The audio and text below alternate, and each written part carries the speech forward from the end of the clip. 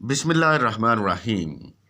السلام علیکم سامعین و حضرات، میں آج آپ کو جو وظیفہ بتانے جا رہا ہوں، یہ وظیفہ مالی پریشانی کے ساتھ ساتھ آپ کے گھر سے ہر قسم کی بیماری کو دور فرمائے گا۔ یہ وظیفہ انتہائی برکت کا حامل وظیفہ ہے۔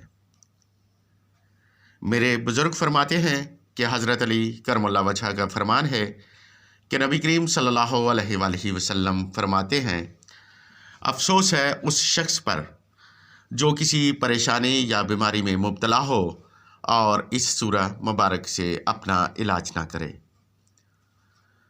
ناظرین، اس سورہ مبارک کی برکت سے ہر قسم کی لاج بیماریوں سے نجات ملتی ہے، اور اس سورہ مبارک کی تلاوت سے آپ اللہ رب العزت کی بارگاہ سے جو بھی طلب کریں، پروردگار محمد والے محمد کے صدقے آپ کو عطا کرتا ہے۔ یہ وظیفہ میرے بزرگوں کا انتہائی مجرب ترین وظیفہ ہے۔ آپ سے گزارش ہے کہ ویڈیو کو سکپ کیے بغیر دیکھیں تاکہ آپ کو وظیفہ کا طریقہ سمجھ آ سکے۔ اگر آپ میں سے کوئی بہن یا بھائی مجھ سے اس وظیفہ کو کرنے کی اجازت چاہتا ہے تو اسے میری طرف سے اجازت اس شرط پر ہے کہ وہ ہمارے اس چینل کو سبسکرائب کرے، لائک کرے اور بیل آئیکن کو پریس کرے، اور ساتھ اپنا نام کمنٹ باکس میں ضرور لکھے۔ تو سامعین و حضرات، چلتے ہیں آج کے وظیفہ کی طرف۔ آپ نے بعد نماز فجر سورہ فاتحہ کو اول و آخر درود شریف 7 مرتبہ پڑھ کر 70 مرتبہ پڑھنا ہے، اور اس کے بعد اللہ رب العزت کی بارگاہ سے اپنی حاجت طلب کرنی ہے۔ اگر آپ بیمار ہیں تو اس سورہ مبارک کو پانی پر پڑھ کر پئیں، اللہ رب العزت بیماری سے نجات دے گا۔ اور اگر آپ رزق کے متعلق پریشان ہیں تو وسیع رزق کی دعا کریں، اور اگر آپ مقروض ہیں تو ادائیگی قرض کی دعا کریں۔ ناظرین، اس سورہ مبارک کو آپ نے 7 دن مسلسل نماز فجر کے بعد پڑھنا ہے۔